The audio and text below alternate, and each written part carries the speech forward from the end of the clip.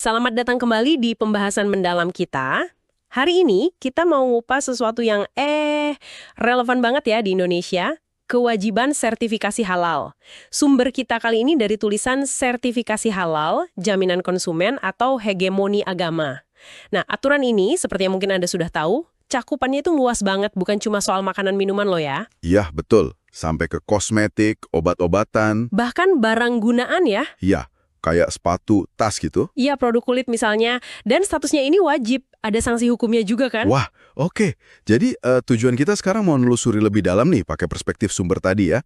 Kenapa sih aturan ini ada? Terus gimana ceritanya menurut sumber itu? Dan pertanyaan apa aja yang muncul, terutama buat negara majemuk kayak kita ini? Oke deh, mari kita mulai bongkar pelan-pelan. Nah, sumber Anda ini kan nunjuk ke lahirnya UU nomor 33 tahun 2014.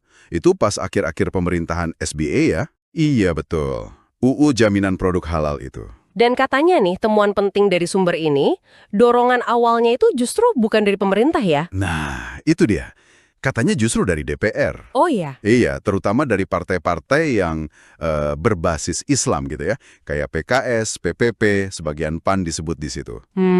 Jadi sumber ini melihatnya ada semacam dorongan ideologis gitu untuk bikin standar halal jadi standar nasional. Benar. Dan sumber ini coba ngasih konteks sejarah yang lebih panjang gitu. Kalau dibandingin sama era sebelumnya, katakanlah zaman Soekarno atau Orde Baru Pak Harto, urusan halal itu dulu lebih kayak ya udah pilihan pribadi aja, bukan sesuatu yang wajib diatur negara. Oke, jadi dulu sifatnya sukarela ya? Iya, lebih ke situ. Nah, perubahan dari sukarela jadi wajib ini, menurut analisis sumber itu, ada kaitannya sama fenomena pasca reformasi. Sumber itu nyebutnya mabuk agama. Mabuk agama, maksudnya gimana tuh? Ya, semacam euforia lah. Ekspresi keagamaan di ruang publik jadi lebih masif gitu. Ditambah lagi katanya ada politisasi identitas agama yang meningkat. Oke. Nah, latar belakang inilah yang kata sumbernya mendorong negara akhirnya ngambil peran lebih aktif soal halal ini. Ini nyambung nih ke kritik utama yang diangkat sumber Anda. Jadi pertanyaannya gini, ini UU beneran murni buat ngelindungin konsumen muslim, atau jangan-jangan malah jadi kayak maksa standar satu kelompok ke semua orang? Iya, itu pertanyaan kuncinya. Sumbernya kan pakai analogi yang lumayan nyelikit ya, soal keluarga yang ada satu anak vegetarian itu. Iya, analogi itu.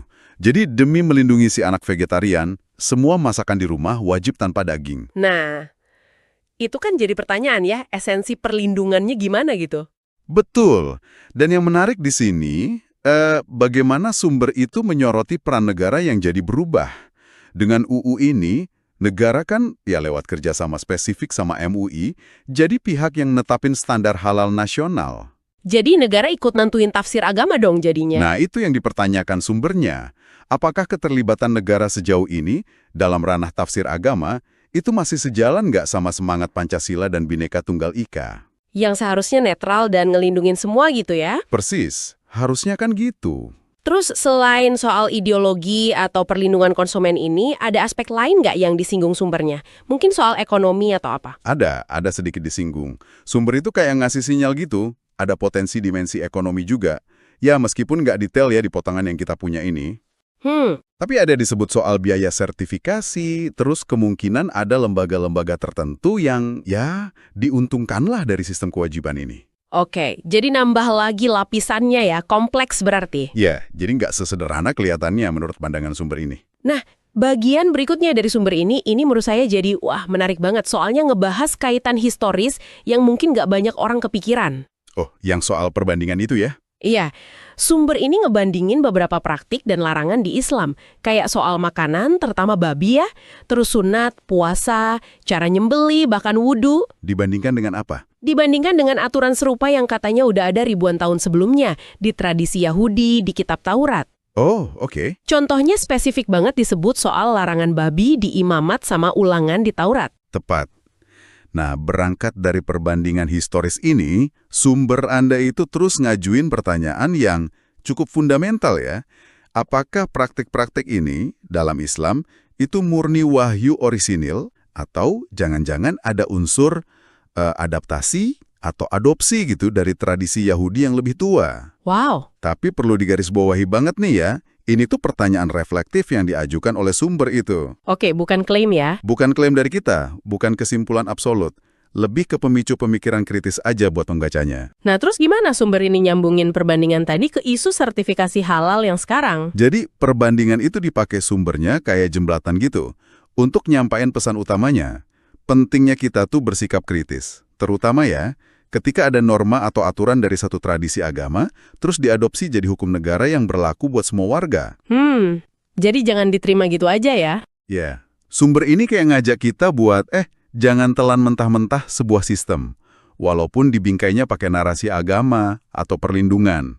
Kita perlu nelisik lebih dalam. Ada nggak potensi agenda lain atau akar historisnya yang mungkin lebih rumit dari kelihatannya? Oke, jadi kalau kita rangkum nih ya, inti dari analisis sumber ini kan nunjukin ada semacam ketegangan gitu ya. Di satu sisi, ada UU Jaminan Produk Halal yang klaimnya ngelindungin konsumen muslim. Betul. Tapi di sisi lain, sumber ini ngasih pertanyaan mendasar banget soal kesesuaian implementasinya sama fondasi negara kita. Pancasila, Bhinneka Tunggal Ika, terus posisi netral negara terhadap agama, itu gimana? Tepat sekali. Dan sebagai penutup nih, sumber ini ngasih satu pertanyaan lagi buat Anda renungkan. Kalau kita lihat tren yang digambarin sumber ini, di mana negara dinilai makin terlibat dalam formalisasi norma satu agama, pertanyaan krusialnya menurut sumber itu adalah, Indonesia yang kita kenal ini, apa masih sama? Atau jangan-jangan lagi berubah pelan-pelan? Iya, atau sedang bertransformasi secara fundamental tapi diam-diam. Wah, Dan apa coba implikasinya buat kemajemukan kita kalau perubahan ini terus jalan tanpa ada diskursus publik yang kritis? jadi bahan pemikiran banget ya buat kita semua. Betul, sebuah refleksi penting saya rasa.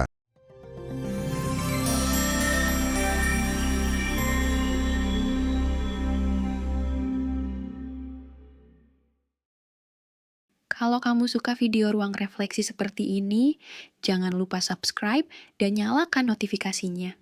Sampai jumpa di video berikutnya, di mana kita terus belajar, bukan untuk merasa diri benar, tapi untuk jadi manusia yang lebih sadar.